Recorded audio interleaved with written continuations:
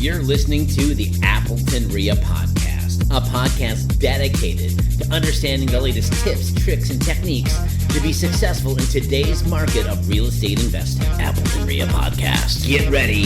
Here's the next episode. Well, hello, everybody. It is once again time for that thing you love to hear, Appleton REIA podcast. It's me, Jackie, and everyone else is listening. So thanks for being part of this. The whole point of the podcast, guys, is a tool to help you guys become more proficient in real estate investing. And today's topic is kind of one of the core things that we talk about, Jackie. We always kind of joke about get the F out of real estate investing with 3 Fs. It's the finding the deals, the fixing the deals, and figuring how much that costs. But probably one of the biggest pieces that I think is the biggest fear, which is probably the huge F in real estate, is funding. It's finding the money, because people sometimes can find the deals. They can actually be like, I think I can even do that. Like, they're going to swing the hammer themselves, or they got contractors. They know who to call. But they're like, I don't have X amount of dollars to buy this property. Dan, I'm pretty sure it was the same for you as it was for us in the beginning. Like, we found deals and we didn't pull the trigger. We do all the numbers and like run all the comps.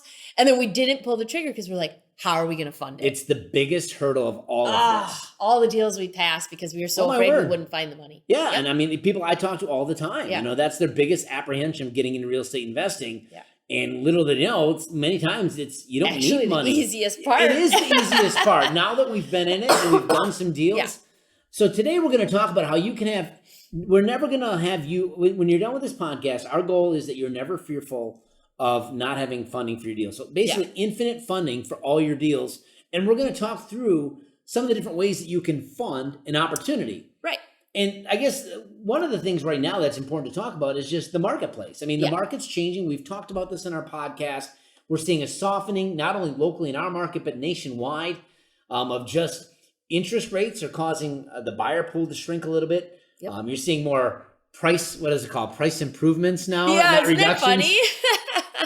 Yeah, they're price cuts. Yes. Yeah. Mm-hmm. You're seeing price changes on properties where before the good homes are still selling, but maybe the not nice homes are kind of on market longer. So there are opportunities that are available today that may have not have been here 6 to 8 months ago. Exactly. And with each different market, different pockets of funding are more popular. Yes. Yeah. And so right now we can do some of the things that we used to be able to do that just haven't been as popular over the last 2 years. Absolutely. Absolutely. So, I mean, I think the most traditional way that people think about when they're buying properties is going to be your standard commercial loan, right? Right. And that's always kind of an interesting one because it's depending on what you're trying to do. Like, if you're looking to flip a property, it's going to be harder to find commercial financing. You have to find the right lender. Not all banks will just fund a flip property, and specifically in today's market, right? I agree with you fully. And not only that, but your offer is just so full of contingencies, right? And it takes you so much longer to close. Now you're dealing with an appraisal. Mm-hmm. It's just kind of a runaround. Right. I don't know that there's ever a market where commercial funding for a flip, per se, is the best way to go. But even in a buy and hold situation, Dan, when we're looking at the market that we're looking at right now, there's more opportunities to get great deals. Right. And part of that opportunity to get great deals is also an opportunity to help a lot of people. Yes. A lot of people are starting to enter into that stress zone with their properties. And if we can step in and help those people and get a great deal, the only thing that's missing is being able to fund all those. Correct. And if you're buying to hold and rent, you can only do so much. That's because true. with the 20-25% down, how many can you do? No, you're absolutely right, Jackie. I think, it's the most common thing that people think about. Like, I'm going to go to the bank, and you're right. The bank's going to tell you, great, you find a good deal, you need to bring 20% down, and the rest is history. Based, if your credit's good too, because they're going to look at that. The other element of this too is now commercial financing can be a better tool for you once you've built relationships, you've done some deals. Depending if you have a portfolio, they may give you a line of credit against that gives you some more liquidity, so you can buy like cash with commercial financing. But if you're new into investing and just walk down to the local credit union bank, wherever you put your money, the discussion is pretty much going to be the same. You need to pay to play, and most people getting into real estate aren't going to, let's say you buy a $100,000 property, that's $20K. Do you have that just sitting around? Probably not. And if you do, you probably don't have it twice. Correct. Now you can't buy the next one until you save up again. Right. And that's just the purchase. That's not to say if you're going to put rehab into it, right? Because a lot of those companies may not finance the rehab. So there are some lenders out there traditionally that will do some more creative things. We have some local lenders in our market that will do some after repair value loans or construction loans or a hybrid of something along that line that they're willing to work with you because they want the business on the backside. Absolutely. So I guess if depending where you're at in our market, come to the REIA, we can introduce you to some of those kind of lenders. Or if you're in a different market, go to a local investment club. Talk to some other investors. What are they using? How does it work? Because every bank does it a little bit differently. There's no standardization with that. It's really how that local lending institution feels comfortable putting their money at risk.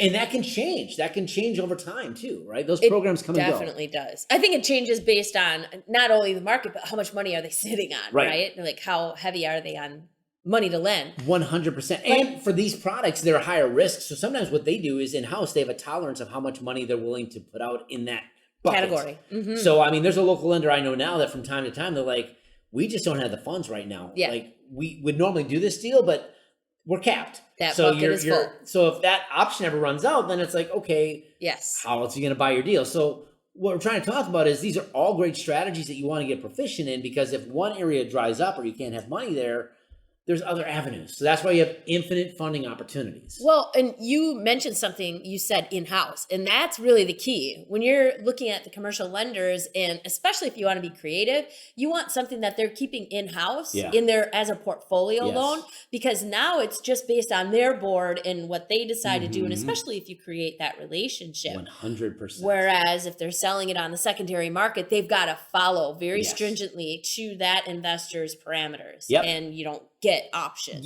So a caveat to that commercial lending, you can use some of the bigger companies, and I know some people that use some of the nationwide lenders and stuff like that. I highly recommend going local.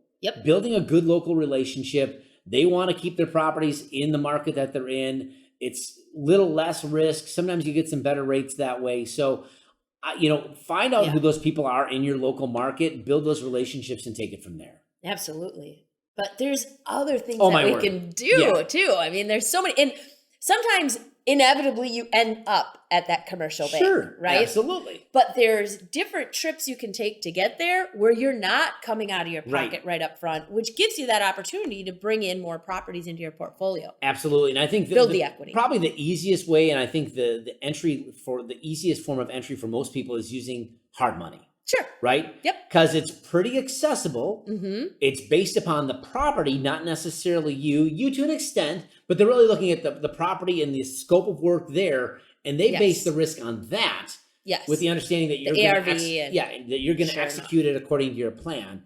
And I mean, there's tons of hard money in almost any market, right? Right. And if you have a good enough deal, there's equity in there. Yes. You're not buying a tight deal that doesn't have anything in it. Then it's harder to find the private money unless you kick some in, because they still have their formula. Right. Our hard and private money lenders still have a formula. They're not going to give you 110%, Correct. Most guys are around that 65, 70% is kind of where they're at in today's market. Which is hopefully the same way you're buying. Absolutely, right? If you get a good deal, that shouldn't matter. The numbers make sense, right? And then the second piece of that is just talking a little bit about the terms of this is what scares people who don't understand real estate investing, because they'll be like, well, I can go to my bank and get 6.5% right now.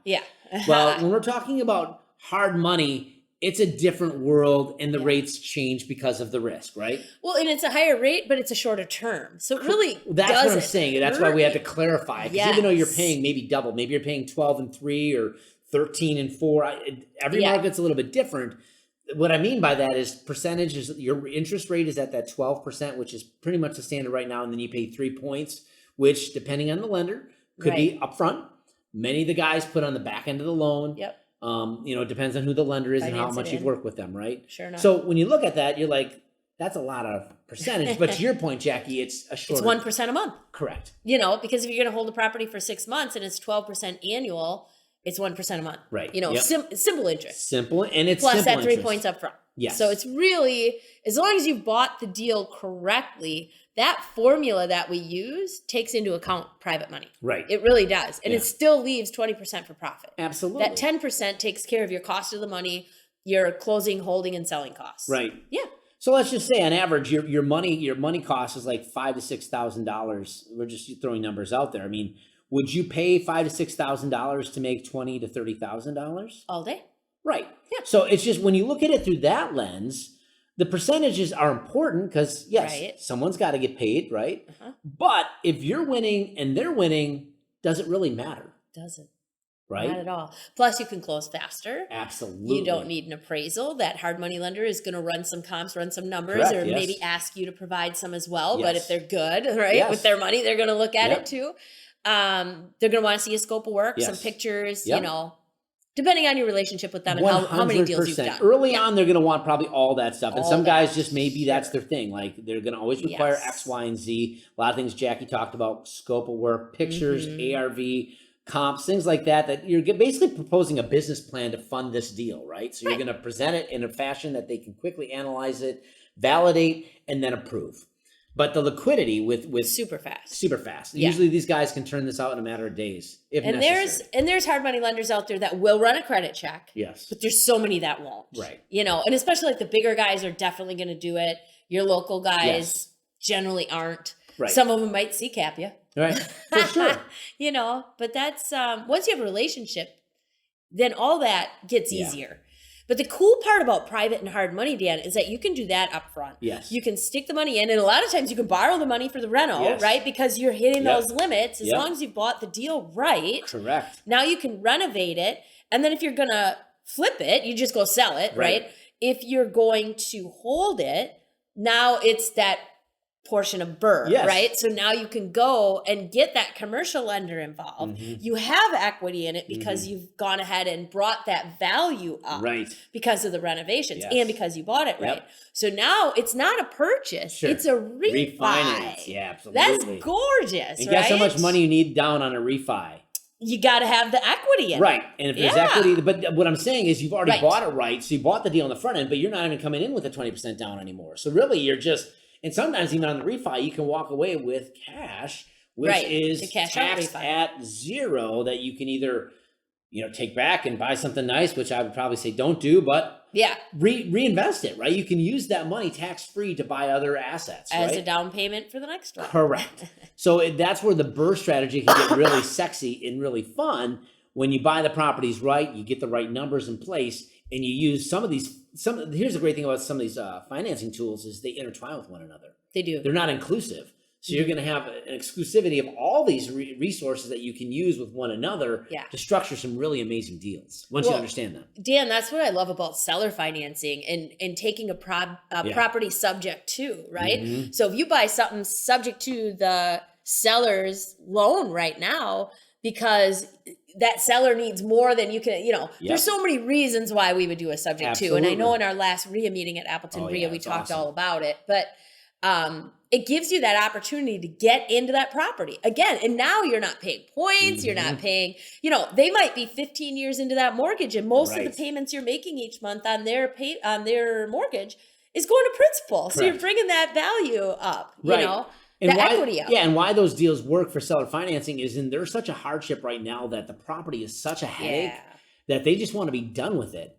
And there's been many deals we've structured where people have literally just kind of almost turned it right over, right? With, for a lack of better terms, and getting into the nuance of some of the paperwork that goes with that. But that's really what they're doing. And now you have control over the property to do what you need to do, re-rent it, fix it up, so forth and so on. So the market right now, honestly, is so conducive to seller financing because we're dealing with a very indifferent market. It's shifting as we're talking right now. Interest rates are going up. Hardships are going to continue to go just because the cost of living and inflation and all the economic factors going on in the world today.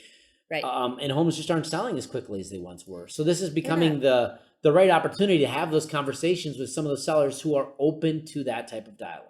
And that's the whole thing, is asking the right questions. I mean, when you're sitting with a seller, it's all about asking the questions, finding their why are they selling, and why do they call you instead of an agent? You know, what do they need? How can you serve? Are they behind on payments? Do they own, you know, do they have a lot of equity? Because if they own it free and clear or have a lot you, they might just do a note with you and give you seller financing. Yes, they become the bank at that point. Yeah, and they're still getting payments from it. Especially if it was a rental, they're not dealing with the tenant, but they're still getting the rent, right? You know, it's just those are some financing. of the best deals like that, because a lot of those landlords are just, they're done with it and they may have it free and clear, but they like the cash flow aspect of it. It's like, well, what if I could give you monthly cash flow but not deal with the headache of the tenants? That's a great inroad to having that conversation, right? That's a great dialogue. It absolutely Well, let's is. talk about how that looks. Yeah. So that's just to Jackie's point. You have to ask the right questions to figure out, is that going to be a good fit? Well, if I could give you everything you just told me you wanted for the property, I could close fast. I can give you your price. I can get you, I can deal with this eviction, or I can deal with these tenants. I'll take it as is, et cetera, right? If I could give you everything you just told me you needed, would you be open to looking at holding the note? If I explained it and you understood it and it made financial sense for you and you totally understood all the paperwork. And I tell you, I've done this before. I can show you the paperwork. We can run it by an attorney if you need to. But if it all made sense and you understood it, then would you be comfortable doing that so that I could give you everything you want without hurting myself? Yep. Nobody's ever said no to that. Correct. With me. That's a nugget. You need to go back and timestamp this in the podcast, because what Jackie just said in the last minute is gold, folks. So if you need to go back, write it down, make that part of your lexicon, make it your verbiage. But how she just presented that is such an easy conversational way of having that conversation with someone about how to figure out if they're even open to seller financing. You're giving them what they want. They just need to be flexible in the terms. In a nutshell is what she just said. Yep. And now everybody wins. Yes. And I mean, really wins. And the other thing is if they owe more than what you can offer, right? And this has happened so many times. Like, if I was able to give you everything you needed, which we already talked about, you owe so much, and I'm looking at my numbers, you're looking at yours. If we were able to just both pinch and come together, if I was able to take over your payments, would you be willing to sit down and talk about that? You could walk away and be done with the property just like it is right now. But instead of you keep the mortgage in your name, and I'd make sure you understand all this. We do all the paperwork. We make it okay with the bank. But if we could keep the mortgage in your name, but I take over the payments and the taxes and the utilities, the house goes into my name, everything's my problem now, not yours. Right. But the loan would your name would stay on it. Is that something you'd be interested in talking about if we could make everything else work and it made sense? Beautiful. Again, nobody's ever said no. Right. Now, when we get through all of it, sometimes it doesn't work out because it just doesn't when you get down to brass tacks and numbers.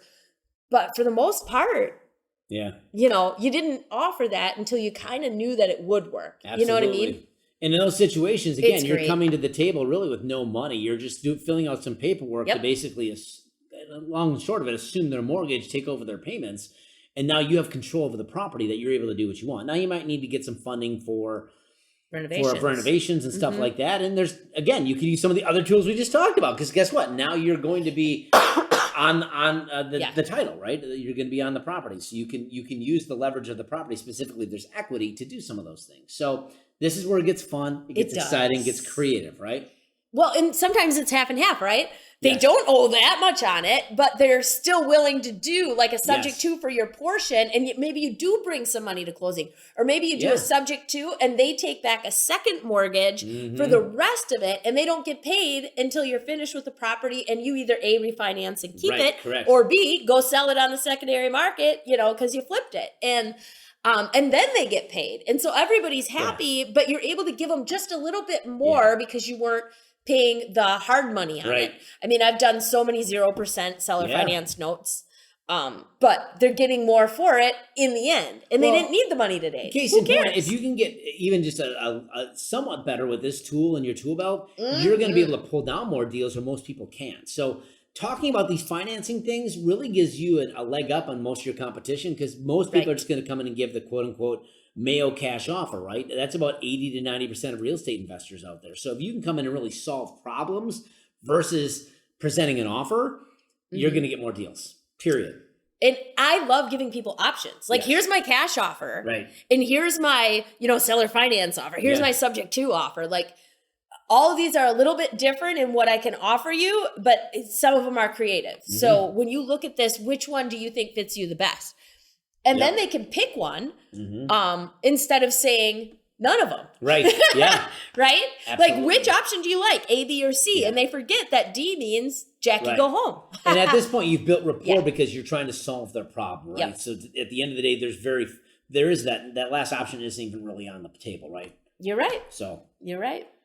The last piece of this, guys, is, okay, we talked a little bit about the commercial. We talked about hard money. We've talked about seller financing. But there's another avenue specifically with the state of the market is using private money. Mm-hmm. And Jackie, you've done an amazing job. And I think you do probably one of the best jobs of explaining this and teaching it to others. I mean, you have a whole course talking about this, honestly. But share a little bit about kind of tips and techniques. Private money versus hard money. How do you talk to people? How do you have those conversations to have people just open up their checkbook and have $500,000 available for you to use for investing? Yeah, isn't that crazy? Yeah. That's actually happened to me with a stranger. But here's the thing is you just use the keyword talk. Right. You know, and that's really all it is don't be afraid to tell people what you do. You're not in the Secret Service, so let them know, right? Like I'm a real estate investor. I mean, there's times a year where we see family, whether it's reunions or holidays or whatever, and we bump into family. Hey, what have you been up to? Like, don't tell them about your day job. Talk about, hey, you know, so-and-so and me, we've been doing some real estate investing, and we'd do a lot more if we could get more funding. I mean, shoot, we pay really high interest rates. Do you know anybody that's looking to get a better return on the money that they have right now? I'm telling you, Dan, just in the last week, I have 2 people that are bringing in inheritances and one friend that is selling his business. Yeah. And these people have all come to me and said, Wall Street is not looking good. No. I'm dropping into a significant amount of money and I want to do better with it. I don't want to just blow it. Right. What would you suggest? Like, what should I do to grow my money? The money market isn't my option. No. Wall Street's not my option. Like, what should I do? And I love those questions, but people know that, like, because I'm always talking about, you know, financial options with things, they know that if they ask me, I'm going to have some good ideas, right?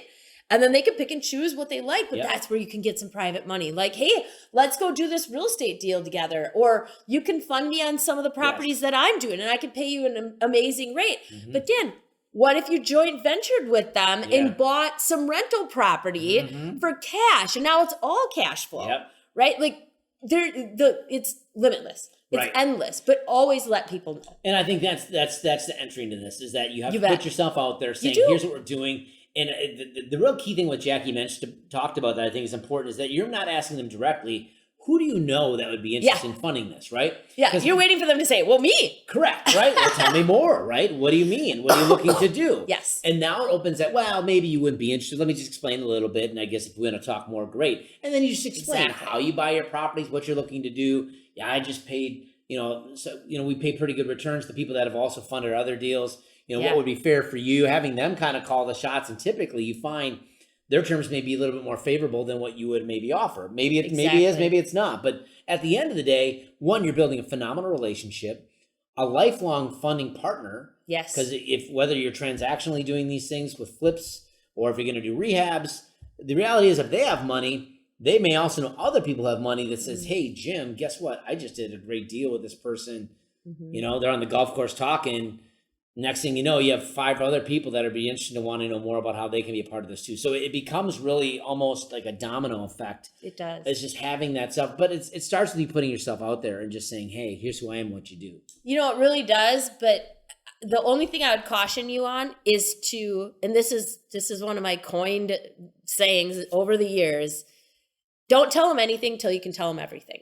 That's good. So if they show interest, it's like, oh, wow, I didn't even realize that you'd be interested. Right. Obviously, now's not the time or place, but I would love to sit down with you and show you my portfolio or show you how the paperwork works or run you through the numbers. I'd love to sit down with you and show you how the numbers work. And now's not the time or place. I don't even have anything. But if you're interested, like, I don't know if I have your number in my phone. Now you grab out your phones, you get in your calendar, you make sure you have their cell, and you set a date in the calendar that you're going to sit down for coffee or lunch or whatever. And that's when you tell me, because if you tell them a little bit, they will take that little bit and they'll make a decision that's all they need to know to make a decision that that's not for them, right?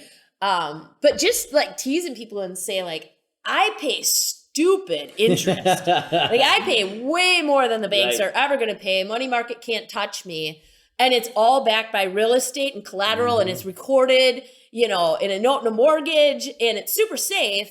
I I just need more people that are looking to invest at a higher interest rate. Right. So if you ever run across anybody that maybe is leaving a job and cashing in a 401 or rolling over to an IRA, you know anybody that is talking about getting an inheritance or just coming into some money, like think of me, because I'm looking for more private investors. Yeah. And that's when they go, well, what about me? Sure. I didn't know you'd be interested. I didn't know you had anything. Let's talk. It's good stuff, man. I mean, it's easy. Yeah. After a while it becomes easy. It does. Up front, it seems like, well, that's a pretty intimidating conversation, but it's not at the end of the day, because you're making a win-win situation. You're winning because you have accessibility to funds. Mm-hmm. They're winning. They're getting a great return on their money. At the end of the and it's solid because it's recorded mortgage. Correct. Absolutely. Real property.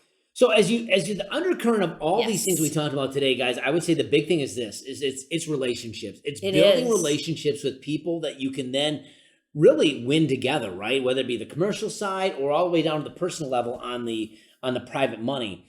You have to have all these relationships, and sometimes you're setting relationships today that sets you up for long-term success. So if there's one thing you can do actionable from this podcast, is just start talking to people, start talking to lenders, find out who your hard money people in market, having conversations with sellers, asking some of these questions. And keep your mind creative. Absolutely. Don't think in that little box all the time. Like, right. How can I help this? How can I help this seller and not lose myself? And how can I get creative? How can I make this the best for all of us? Yeah. Like, what tools do I need to pull out of that tool belt? Yeah, I love it. So, I mean, these 4 powerful strategies of funding really give you unlimited, infinite funding for all your deals. That should never be a fear factor for you moving forward, even after this podcast. And I'll tell you, I mean, we've done some good podcasts, but like actionable, like things that you can take away. This may be one of the better ones that you want to bookmark, come back to. There's some really good nuggets in this podcast that I think you can glean from. And there's 2 more things, just real quick. One, if you're fearful for talking to people about money, because who am I to be asking for money? Just remember, you're not borrowing money from them. Right. You're not like, hey, can I borrow some money so I can go buy a doodad? Right. You're giving them a contract, and you're recording a mortgage against real property that they can foreclose on and take back. Interest, yes. They have, this is a real thing, right? You're not just like, hey, can I borrow some money because blah, blah, blah, right? So that's number 1. Number 2, your credit doesn't matter. Correct. The deal does. Yeah. We had the worst credit you could ever have with a federal tax lien against us. I'm not afraid to tell you. Yeah. We were the biggest losers anybody could ever meet, yet we had people giving us $500,000. Yeah. I mean, strangers. Yeah. And we did very well for them. Yes. They made tons of money off of their relationship with us. So I'm telling you, don't worry about your credit. Don't worry about your experience. The deal will make it all work. Yeah. And you're not like trying to borrow money and like, I promise I'll pay you back, man. It's not that. I love it, because that is an apprehension. It's a business deal. It's an apprehension having that conversation. So if you change your mindset to what Jackie just talked about, that should give you confidence to talk to just about anyone, right? You bet. So if this is getting the salivation going in your mouth and you're getting hungry for opportunities, here's what I challenge you to do. You need to come to the Appleton REIA, because coming in September, this is what we're going to be talking about. We're going to have some different people on the calendar who are going to be talking about these different strategies, whether it be private money, commercial money, and how to use some of them intertwine with one another. So it's going to be September 22nd, new 20th. Location. What is it? September 20th. The 20th. Okay. It's a Tuesday. Why am I looking at Thursday? Yeah. I don't September know. 20th. Thank you, Jackie. Getting crazy over here, Dano. Oh, my word. I'm getting excited, too, thinking about this, too, right? New location. So first month at Holidays Bar and Grill, right off of 47. It's the new Street. one. They just opened up next to Meyer in North Appleton there. Yes. Awesome facility, guys. It was great. We had a great turnout for our first meeting there. But just mark that. So just put that in your calendar, be in all the emails. If you've not already either are a member or it's your first time coming, your first time's free, right? Yep. So go to appletonrea.com, find out all the information. You can find out the great promotions and opportunities of being a member. And there's many. But guys, hopefully this has been helpful for you. I'm excited. The market is conducive to all these strategies working today and with one another. So if you want to learn more, we'll see you coming up on the 20th. It's the third Tuesday of September at Holidays in Appleton, North Appleton, not the other Holidays, which is in the Fox Crossings. Don't go there. Get the address off the website if you're not sure. Right. Because it's a new building. They just built it literally like 3-4 months ago, so the facility's phenomenal. So we'd love to see you guys there. We'll have a fun time, network, and you might even learn a few things while you're there. Woo-hoo. So thanks, guys, for listening. You've been listening to the Appleton REIA podcast. See ya. You've been listening to the Appleton REIA podcast. For more information and other episodes, visit us at appletonrea.com.